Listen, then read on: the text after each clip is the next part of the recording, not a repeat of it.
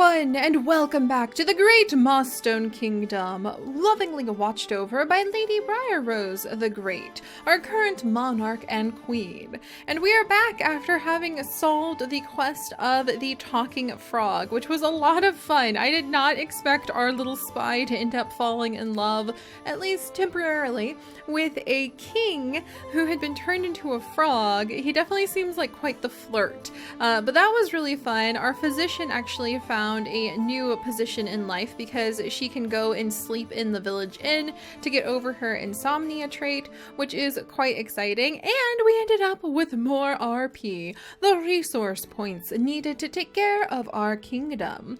So we're actually going to put down these RP right now, and I looked over all of the current things that we can still build. There's a few things that we haven't built yet.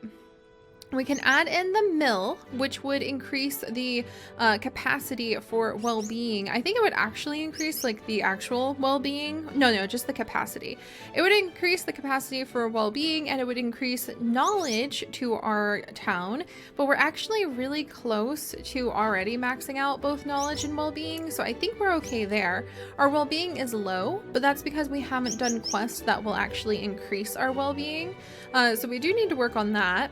We could go ahead and add in a lighthouse, a rather curious looking building. The lighthouse is located on the most easterly point of town. The tower has an internal light that acts as a beacon for passing ships. That might be kind of interesting, but I could see how the people of the town, dealing as they are with so many pirates kind of curiously roaming the shores, and this sort of semi-neutral standoff we have with the pirates who harass the surrounding coastlands, and Lady Briarrose the Great just barely being able to kind of turn us into a neutral territory with the pirates. Having a lighthouse might unfortunately attract them a little bit too much, but it would increase our security, which is already almost maxed out. It would increase a point of culture and a point of knowledge, so that's a thought. And then we could go away from security entirely and throw down a tavern, which would unlock the bard profession. The tavern plays host to a favorite adult recreation of the kingdom, drinking. Hard juice, I'm sure. Hard times call for hard drinks and rousing entertainment, whether it be a melodious music from a lute or a clever comedy from the stage. And this would actually increase a couple points of culture, and it would max out both well-being and knowledge, and it would unlock a new profession, so we could play as the bard. I'm really tempted to do this one. I think that it would be really fun, and it would help to have that culture. But we have a few other things we can pick. The King Ball Court, which would increase culture, security, interestingly enough, and well-being. And a pastime for some, a way of life for others. The King Ball Court stands as the single greatest achievement in the area of ball locomotive entertainment. So prepare your paddle, your body, and your mind before you dare to step foot upon its hollowed stones. That sounds fun. It sounds like it could definitely attract a lot of people. Probably won't build that until after we get the bard, because come on, if you're gonna have like a really rousing sports event, you need to have somebody who can really be able to be like, and now he tosses the ball to that side, and now to this side. It's almost like jousting. And that would need a bard, in my opinion, to be able to really celebrate what goes on. And then, I think these are the last two. Then we come to these two. I have not yet put down a single religious sort of thing in our kingdom, and there are two we can pick from, and I do eventually want to try building both of them if I can. We have the Jacobian Cathedral, and we actually did, with this territory, the Jacobians are similar. They follow the high priest of Yakothea because it's the holy city for Jacobians throughout the world. So the holy city for Jacobians is actually located in the territory that we annexed, or like we allied last time. We didn't annex it, I think. Pretty sure we didn't annex it. Yeah, no, we didn't annex it, but we did make an ally out of them last time. And if we trade with them, We can actually trade wood for fancy clothing. We can trade goose feathers. Where do I get goose feathers? For watched water. We can trade prisoners. How do I get prisoners? For watched blades. And the wealth increases the daily income for all of our characters. So that's the Jacobian holy city that we've allied ourselves with. We could unlock the Jacobian priest profession. So we could actually get a whole new hero who would be a Jacobian priest. It would increase culture by 3, security by 1, maxing out security. At least the capacity for those things, mind you. And it would build the Cathedral of Jacob. It is an imposing structure built to inspire awe and fear. Its hollowed halls often resonate with sounds of firebrand sermons and voices lifted up in praise of the Watcher. This is the really kind of tough, almost more militaristic sort of religion. Not usually something I go for, but something that is catching my eye because sometimes it's very fun to play things that you normally wouldn't do. But to be completely honest, I'm actually much more likely to put down the Peterarian monastery this time. The reason being, I do think it's important at this point for us to have some sort of spiritual guidance for our citizens here in our kingdom. And I think it makes sense to have the monastery put down first because it reflects the Petarian view of faith and religion, that all Sims have equal connection with the Watcher, and that a simple, humble life in service and appreciation of the Watcher is a good life. And I mean, not only does that sound more appealing on one level, but I think it's much more likely that and we're on Watcher's Bluff up here, which is such a cool name for this. But I think it's much more likely that a simple, humble Petarian monk or priest or whatever he's going to end up being. What is he? Yeah, he's a priest. Unlock the Petarian priest profession. And we could make it a priestess if we wanted. But I could see a simple, humble man coming and building a little monastery much quicker and easier, like kind of sliding in under the radar of everybody, rather than a cathedral going up. That seems like it would need a lot more planning and foresight. And I do think maybe our possible Petarian priest heard about, you know, all the activity going on here, that there is this like budding, beautiful kingdom. They're thriving in the markets in some ways. They're really starting to show a lot of development, but they are plagued by some problems of pirates. There's that physician that's rumored to be a vampire. There's even rumors of magic having moved into town, and the lonely orphaned queen who ended up growing into her role after her brother, who was the heir to the throne, passed away when he was eaten by whales. Eaten by whales with her parents. To me, it sounds like a place that clearly needs a bit of guidance of some kind. So today, because of that, because I think I could definitely see a Petarian priest thinking about the poor souls who clearly are beginning to really be successful, but have nobody to guide them away from the pirates, away from, like, what if they do get the loot and all the tavern in there, away from all of the vices that life could offer, and the dark paths that it could possibly take.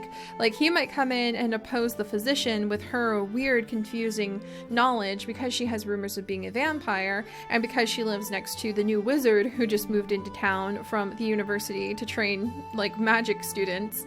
He would definitely come in to try to befriend the queen, especially, and guide the kingdom into a more humble state under the Watcher. So we're gonna put down the furnished monastery today. Whew. So that's whoa, it's huge! I can't believe I did that. But that's all to explain why I chose this out of everything that we could have picked with our RP. It's going to take a while to earn that much RP back. And let's go ahead and make our priest. Why not? All right, let's see. Oh, you can even, oh, that's so cool. There's just like some randomized ones. We can have Derek Sherrill, who is a greedy, good drunkard. I don't think he sounds like the kind of humble priest I had in mind. And then there's Melisante Burns, who is a jokester who's dedicated and has a unclothed mouth. Neither of them are going to do the job. You might. This guy actually looks exactly more or less like what I was thinking, but let's randomize a few times and see what we get. No, not quite. Closer, but not quite there. Not quite, not quite, not quite. No, no. You're kind of, if you were older, actually. He looks really cool. And maybe if we could just make him older, perhaps. Like age modifier. Huh. I might need to like change his hair color, and then we could make that happen. Carrie Ulrich Davis. Davis sounds like a good name. Davis Blanchard. Davy? Maybe Davy. Huh. Davy, and maybe he has like, let's name him Davy, or like Davy, and he'll go by like Davis. Maybe Davis, and he used to go by Davy, and maybe he has some roots to piracy. Not like some of our others, because pirates appear to be a big problem in our world, and some of our other characters and heroes have been pirates in the past, but maybe his family, his father was a pirate, a pretty successful and well-known pirate captain, but his mother was just one of many of his father's women, and he always disapproved of piracy and saw the violent side of it. And so he and his mother left that life along the coast and went to the humble countrysides, where she fell in love with a wonderful Patarian devout man, and he learned how life could be better if everyone just worked together. I like him. Davy Blanchard. Let's give you a cool Davis, even also known as Davy. Let's roll the name Winston Rock. How about Davy McRock? McRock, maybe? I'm trying to think of a cool name. Hang on. Vidal. Ooh, that's kind of a cool name. Huh. Lambert, Dodson, Berners. I kind of want to give him a name that makes it sound like he's from the Pirates line. Sparson, maybe? That sounds, and he would just be like, I am just, like, Priest Davy, or Davis, because he doesn't want to go by his pirate last name. Like, Cutlass would be a funny name. We do have the Cutlasses, who are the pirates who rule our territory. Let me think. So, we have Davis, Dachshund? Maybe? Yeah, let's go with Davis Dachshund. And the Dachshund will be the original name of his pirate father, before he changed it to something more dramatic. I really like that. Let's actually look over all the clothing he can have, because I don't think I've ever looked at any of the priest clothes before. But I really like some of these outfits. These are cool. Like, he's got little watcher stuff. He could go full pirate. That's the path you could have taken if your father had come back for you. Let's see. He could go peasant. I really like this. I think it's kind of humble, but it also sort of states his station and who he is and his place in the world. Let's go for hair color. I don't know. I kind of, well, we'll go with this, because kind of indeterminate age. I really like that too. He looks really cool, guys. I like him, and I like his backstory. Raised by a kindly farmer who wasn't his biological father, in the countryside, learned the ways of the Watcher and believes in its goodness. Yeah, I'm really happy with how he turned out, actually. All right, let's change his personality. So this would make him a compulsive gambler who's, maybe his dad was eaten by whales. His pirate father, that would be hilarious. Let's see, insecure. Insecure Sims don't have a lot of confidence themselves, especially in regards to socializing. They are often nervous and get depressed easily if their social life isn't going well. Solitary and dedicated. Like, all of those things seem to go well with his trait, except for the solitary. Let's see. So dedicated definitely works. Insecure, don't have a lot of confidence in themselves, especially in regards to socializing. They are often nervous and get depressed easily if their social life doesn't go well. Let's actually take solitary out, though. I do think that he would be... I want to do something I haven't done yet. So I already have eloquent. Friendly would be nice. He probably would be very friendly, to be honest. Good Sims. He's probably good, to be completely honest. Like, he's chosen to be good. Maybe scholarly? I think he'd be good and dedicated more than anything. Yeah, good and dedicated sounds like a good trait for a priest. Let's look over all the different things he could be. There's cowardly. And then there's full guild enemy hubris. He could be, morose, puny, a weak constitution. I think the insecure, good, and dedicated kind of go great together. But gosh, it makes him almost too good, doesn't it? I don't know. Like that seems like a really good combination of things. I do have a dedicated sim already. I don't think I have a good sim. So let's try maybe chivalrous, kind, courteous, and loyally adhere to the noble idea of courtly love. I don't have one of them. I don't have a creative cook yet. Entitled. I don't have an entitled sim. I don't have a fun-loving one. I don't have a haggler. Let's see. I already have a hopeful orphan. I already have a loves family, pretty sure. I'm pretty sure I already have a like scholarly. I don't think he'd be vain, and I don't think he'd be unkept.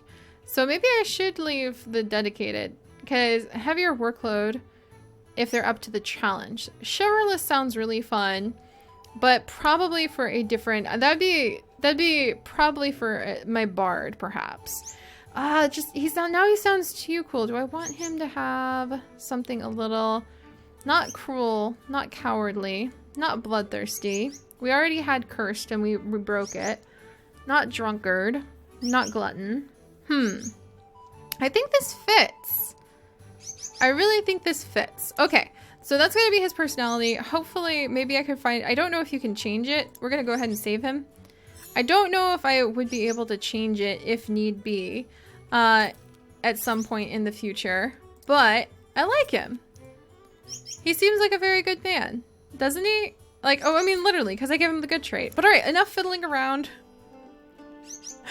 There we go. And now we have a new monastery, and we have got a brand new Brother Davis level 1 priest. And I actually won't be able to play with Brother Davis, and I won't be able to see what good old Davy is up to for quite a while, but we do now have our culture expanded, and we do have our knowledge maxed out. So the way that we can actually fill those traits is by choosing quests that will allow us to get those kinds of like cultural crusades.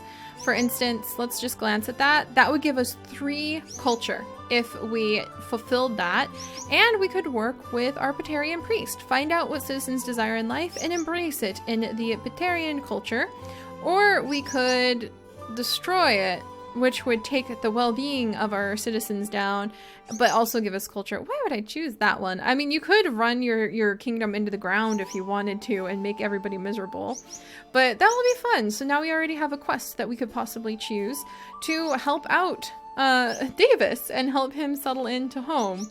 So that's going to be really cool. There's a whole bunch of different quests that we're going to pick, and I'm kind of debating between either picking the one with Davis or checking in on our young wizard while our brand new Brother Davis gets settled in.